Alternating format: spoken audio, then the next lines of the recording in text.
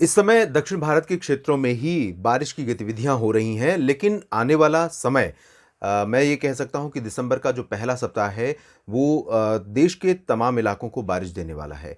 और इस दौरान सबसे पहला जो स्ट्रॉन्ग स्पेल बारिश का देखने को मिलेगा वो है वेस्टर्न पार्ट्स ऑफ इंडिया में, यानी गुजरात और महाराष्ट्र के साथ साथ जो भारत का पश्चिमी तटीय रीजन है, विशेष रूप से गोवा और उत्तरी कर्नाटक का तटवर्ती रीजन और गुजरात, महाराष्ट्र, साथ ही मध्य प्रदेश और राजस्थान के कुछ इलाके, ये 1 दिसंबर की संभावनाएं हैं। और अगर मैं शॉर्टकट में अगर हम इस बुलेटिन की हेडलाइन में आपको बताऊं तो वो ये है कि 1 दिसंबर को जो संभावनाएं हैं वेस्टर्न पार्ट्स में सबसे ज़्यादा बारिश की हैं, और उसके बाद 3 और 4 दिसंबर को बारिश की संभावनाएं अगर कहीं हैं तो वो पूर्वी घाट पर है।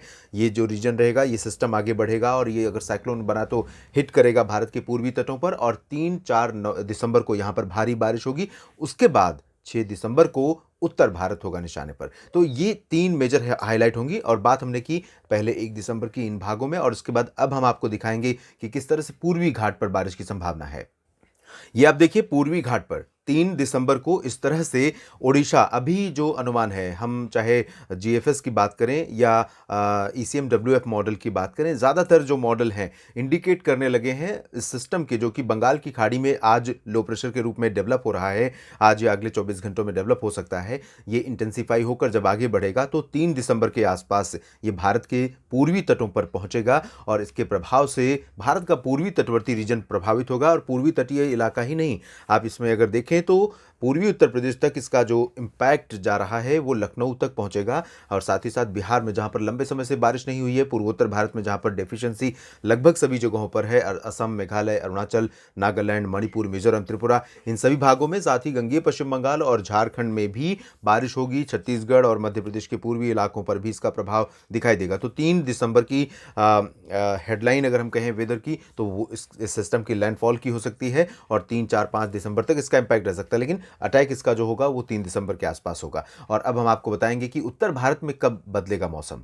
अगले 24 घंटों में उत्तर भारत की तरफ एक डब्ल्यूडी जरूर आ रहा है, और अनुमान यह है कि पिछले लंबे समय बाद ये तुलनात्मक रूप में थोड़ा सा स्ट्रांग वेदर सिस्टम होगा, लेकिन इसका बहुत ज़्यादा प्रभाव नहीं दिखेगा। लेकिन बारिश ज़रूर कुछ इलाकों में पर्वतीय और कुछ मैदानी इलाकों में हो सकती है अगले कह सकता हूँ मैं कि 1 2 और 3 दिसंबर के बीच में। लेकिन जो संभावना ज़्यादा बारिश की है उत्तर भारत के पहाड़ों पर, वो 5 और 6 दिसंबर को है। 5 और 6 दिसंबर को, जब ये सिस्टम आगे निकल जाएगा बंगाल की खाड़ी की तरफ से आने वाला संभावित साइक्लोनिक स्टॉर्म या फिर डिप्रेशन, जो भी इंटेंसिटी इसकी होगी, उसके बाद इसके आगे निकलने के बाद उत्तर भारत की तरफ एक डब्ल्यूडी आएगा स्ट्रॉन्ग, और इसका इम्पैक्ट पहाड़ों पर कश्मीर, गिलगित बाल्तिस्तान, मुजफ्फराबाद से लेकर उत्तराखंड तक होगा, और साथ ही साथ मैदानी इलाकों पर भी मौसम बदल जाएगा। तो इस दौरान आप देखेंगे कि उत्तर भारत के क्षेत्रों में 5 और 6 दिसंबर को कई शहरों में बारिश और बर्फबारी होगी।